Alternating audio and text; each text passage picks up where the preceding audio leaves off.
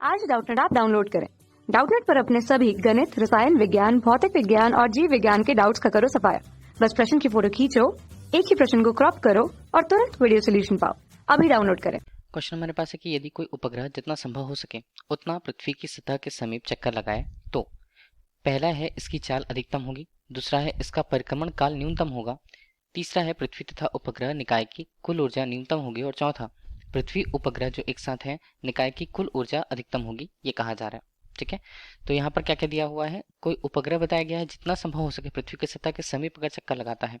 तो पृथ्वी के लिए अगर हम उसकी संरचना देख लें तो पृथ्वी के लिए उसकी संरचना कुछ इस प्रकार से, जिसमें हमने कहा कि अगर उसका केंद्र O है और उसके त्रिज्या यहाँ पर हम दर्शा दें तो वो त्रिज्या यहाँ पर R होती है। ठीक है, कैपिटल R से हम प्रस्तुत करते हैं, द्रव्यमान को हम कैपिटल M कहते हैं। ठीक है, अब कोई उपग्रह इसके चारों ओर किसी वृत्ताकार पथ में परिक्रमा कर रहा होता है। ठीक है, तो अभी हमने ये बना दिया वृत्ताकार पथ। वृत्ताकार पथ के लिए जो उसकी दूरी है पृथ्वी की सतह से मान लीजिए वो दूरी अगर हमने यहाँ पर ले रखी है तो यहाँ पर स्मॉल r है। ठीक है, तो स्मॉल r है और यहाँ पर कोई उपग्रह जो उसकी परिक्रमा कर रहा है, क्रमशः उपग्रह और पृथ्वी को बना दिया। अब देखिए, पृथ्वी के चारों ओर कोई उपग्रह अगर परिक्रमा करता है किसी निश्चित दूरी पर सतह से, तो ये हमने बता दिया।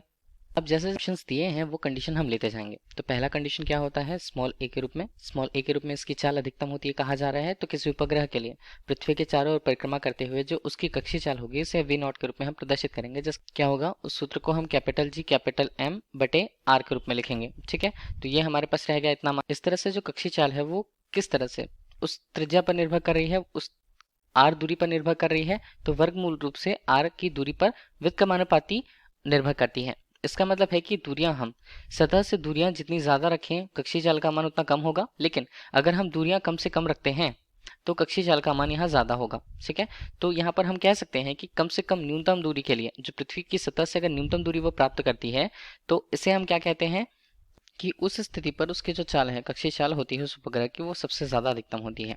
तो यहाँ पर पहला ऑप्शन सही है। ठीक है, इसके अलावा आगे ऑप्शंस पे बात करें तो दूसरा परिक्रमण काल न्यूनतम होगा। तो परिक्रमण काल हम समझें, परिक्रमण काल की बात की जाती है तो हम केपलर की तृतीय नियम से इसकी बात करते हैं। चूंकि केपलर ने यह भी बताया था कि कोई भी उपग्रह किसी ग्रह के चारों ओर परिक्रमा करते हैं या कोई सूर्य के चारों ओर कोई ग्रह परिक्रमा करते हैं तो दोनों के लिए पथ जो है वो दीर्घवृत्ताकार होंगे। अब इस आधार पर उन्होंने परिक्रमण काल का नियम भी दिया था जिसके अनुसार किसी उपग्रह का किसी ग्रह के चारों ओर परिक्रमण करते हुए जो उसका परिक्रमण काल होता है जो t² से हम प्रदर्शित करते हैं वो यहाँ पर अनुक्रमानुपाती होगा उस उपग्रह और उस ग्रह से उनके औसत दूरी के घात के 3 के रूप में। ठीक है, तो घात यहाँ पर 3 यहाँ पर होता है। ठीक है, तो दूरी का घात होगा।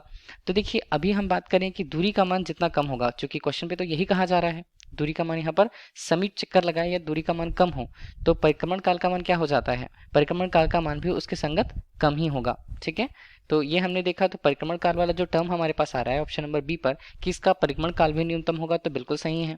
ठीक, अब इसके अलावा बात की गई है निकाय की कुल ऊर्जा की। ठीक है, कुल ऊर्जा न्यूनतम होती है या अधिकतम होती है, ये आता है हमारे पास ऑप्शन नंबर सी पर।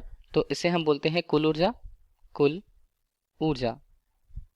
तो कुल ऊर्जा E के रूप में व्यक्त होती है जिसका मान कितना होता है, जिसका मान होता है ऋणात्मक रूप से capital G capital M small m, but ये बनेगा 2 और यहाँ पर हम कहेंगे R'। ध्यान दीजिएगा R' हम कैसे कहेंगे, जो ग्रह है पृथ्वी है उसके केंद्र से उपग्रह तक की दूरी को हम R' कहते हैं। ठीक है, तो कुल ऊर्जा का मान क्या होगा, R' का मान मतलब वो दूरी। देखिए अगर हम पृथ्वी की सतह से दूरी की बात करें तो अगर R का मान यहाँ पर क्या होता है, R का मान कम से कम होता है, तो हम संगत पे ये भी तो मान सकते हैं कि R' का मान भी कम से कम होगा उस। ठीक है, तो R' का मान भी कम से कम होता है तो हम देखते हैं बाकी सारे मान तो नियत होंगे, लेकिन R' का मान अगर कम होता है तो संगत ऊर्जा का मान क्या हो जाएगा, बढ़ जाएगा, ज्यादा से ज्यादा होगा मतलब अधिकतम हो। और यही मान परिमाण के रूप में हम देख रहे थे, लेकिन अगर हम यहाँ पर ऋणात्मक चिन्ह को देखें, ध्यान दें, तो ऋणात्मक चिन्ह ध्यान देने पर पता चलता है कि जो मान होगा वो ऋणात्मक में अधिकतम होगा। ठीक है, जिसे हम न्यूनतम कहेंगे।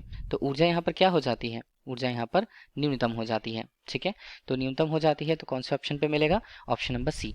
ठीक है, तो ऑप्शन नंबर सी भी करेक्ट है। तो A, B, C तीनों ऑप्शन यहाँ पर करेक्ट होंगे। Thank you. कक्षा 6 से 12वीं से लेकर नीट, IIT, JEE वो एडवांस के लेवल तक 1 करोड़ से ज्यादा छात्रों का भरोसा। आज ही डाउनलोड करें डाउटनेट ऐप या व्हाट्सएप करें अपने सारे डाउट्स 8400 400 400 पर।